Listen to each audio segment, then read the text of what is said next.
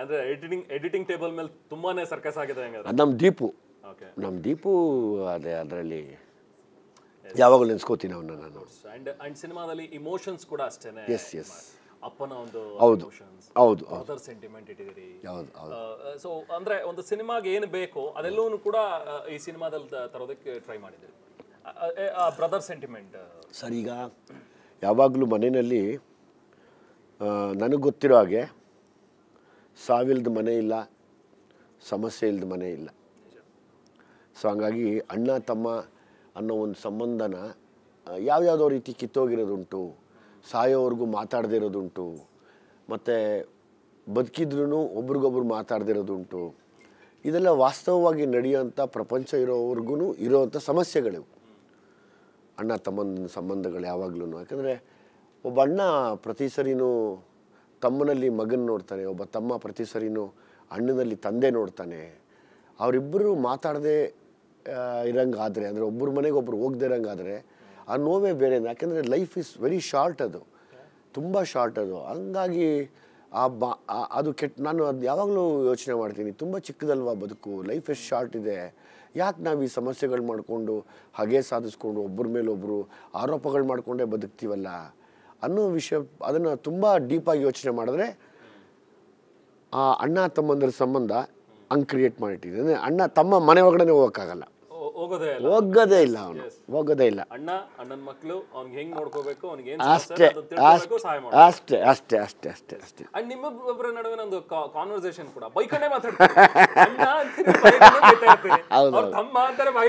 ಹೌದೌದು, ಅಂದರೆ ಆ ಥರದ್ದಿದೆ. ಈಗ ನೋಡಿ, ಅದೇ ಸಿನಿಮಾ ಬೇರೆ, ರಿಯಲಿಸ್ಟಿಕ್ ಬೇರೆ. ರಿಯಲಿಸ್ಟಿಕ್ ಲೈಫಲ್ಲಿ ಹಂಗೆ ತಮ್ಮ ಅಣ್ಣನ ಗುಡಿಯಕ್ಕೆ ಹೋಗ್ಬಿಡ್ತಾನೆ, ಅಣ್ಣ ತಮ್ಮನ ಗುಡಿಯಕ್ಕೆ ಹೋಗ್ಬಿಡ್ತಾನೆ, ಏನೋ ಇವಾಗ ಅಂತ ಏನೋ ಕೆಟ್ಟ ಮಾತಾಡ್ತಿರ್ತಾರೆ. ಅದನ್ನ ಆಸ್ ಇಟ್ ಈಸ್, ಅದು ನನ್ನ ಫೇವ್ರೇಟ್ ಸೀನ್ ಆಕ್ಚುಲಿ. ಅದು ಫೇವ್ರೇಟ್ ಸೀನ್. ಹೌದೌದು, ಯಾರೋ ಇದ್ದಾರೆ ಇಬ್ರು ಮಕ್ಕಳು, ನೀನು ಬೈಕೊಂಡು ಹೇಳ್ತಾರಲ್ಲ, ಮಜಾ ಅನ್ಸುತ್ತೆ. ಹೌದು.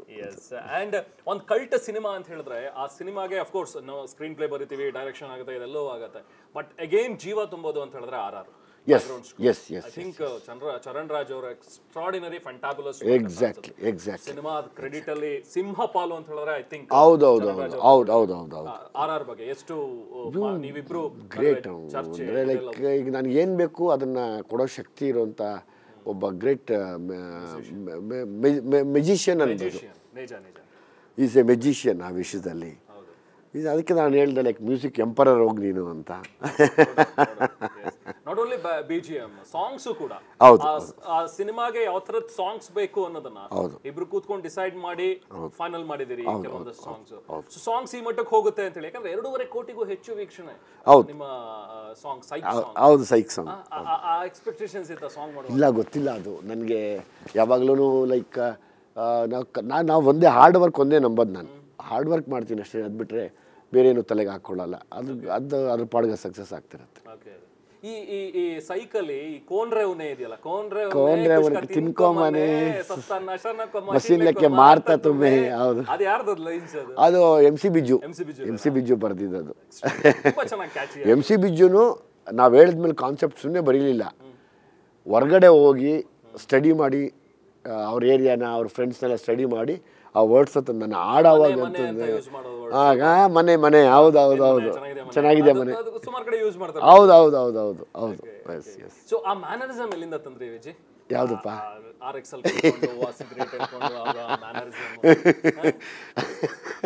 ಅದು ಬಂದ್ಬಿಡತ್ತೆ.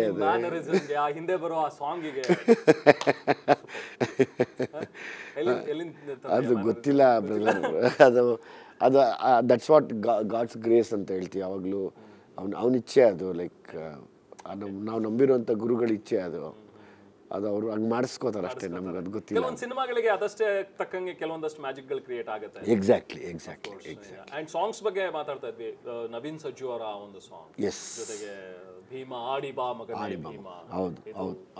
ಪ್ರತಿಯೊಂದು ಸಾಂಗ್ಸ್ ಕೂಡ ಸಿನಿಮಾಗೆ ತುಂಬಾನೇ ಪ್ಲಸ್ ಆಗಿದೆ. ನಾಗಾರ್ಜುನ್ ಶರ್ಮಾ ಇದು ಪ್ರತಿ ಸಾಂಗ್ಸು ಪ್ಲಸ್ ಆಗಿದೆ. ಹೌದು. ಬೇಬಿ ಡೋಂಟ್ ವೆರಿ ಬೇಬಿ ಚಿನ್ನಮ್ಮ, ಈ ಎಲ್ಲ ಸಾಂಗ್ಸ್ ಹಿಟ್ ಆಗಿರೋದ್ರ ಬಗ್ಗೆ ಏನು? ನಾಗಾರ್ಜುನ್ ಥ್ಯಾಂಕ್ಸ್ ಹೇಳ್ಬೇಕು ನಾನು. ಸೇಮ್ ಟೈಮ್ ಚರಣ್ ಅಂಡ್ ನಮ್ಮ ಟೀಮ್ ಇಲ್ಲ. ಅಂಡ್ ಇನ್ನೂ ಒಂದು ಸಾಂಗ್ ಅಂತ ಹೇಳಿದ್ರೆ ನಿಮ್ಮ ಜಂಗ್ಲಿ ನೆನಪಿಸುವಂತ ಒಂದು song I love you Jungli ಮತ್ತೆ ನೀವು ಮತ್ತೆ ಐಂದ್ರಿತಾ ಸಾಂಗು ಇಲ್ಲಿ ಇನ್ನೊಂದ್ ತರ ಕ್ರಿಯೇಟ್ ಮಾಡಿದ್ರಿ ಐ ಲವ್ ಯು. ಹೌದು ಹೌದು ಹೌದು ಹೌದು. ಎಕ್ಸ್ಟ್ರಾರ್ಡಿನರಿ. ಒಂದು ಸಾಂಗ್ ಬೇಕು ಅನಿಸ್ತು, ಒಂದು duet after A long time. ಎಲ್ಲ ಅಭಿಮಾನಿಗಳು ಕೇಳೋರು ಎಲ್ಲ ಯಾವಾಗ್ಲೂ ಆ ಥರದೊಂದು ಸಾಂಗ್ ಮಾಡಿ, ಆ ಥರದೊಂದು ಸಾಂಗ್ ಮಾಡಿ ಅಂದಾಗ ಅದಕ್ಕೆ ಅಂತಲೇ ವರ್ಕ್ ಮಾಡಿ ಆ ಸಾಂಗ್ನ ಶೂಟ್ ಮಾಡಿದೆ. ಸ್ವಲ್ಪ ಶಾರುಖ್ ಗಿರುಕ್ಕೆಲ್ಲ ಗಣೇಶ್ ಕಾಂಪ್ಲಿಮೆಂಟ್ ಕೊಟ್ಬಿಟ್ರು ಫಸ್ಟ್ ನಾವು ಶಾರುಖ್ ಅಂತ. ಹೌದಾ? ಎಲ್ಲೋ ಒಂದು ಇಲ್ಲ, ಗೊತ್ತಿಲ್ಲ ಬ್ರದರ್, ನನಗೆ ಗೊತ್ತಿಲ್ಲ, ಐ ಡೋಂಟ್ ನೋ.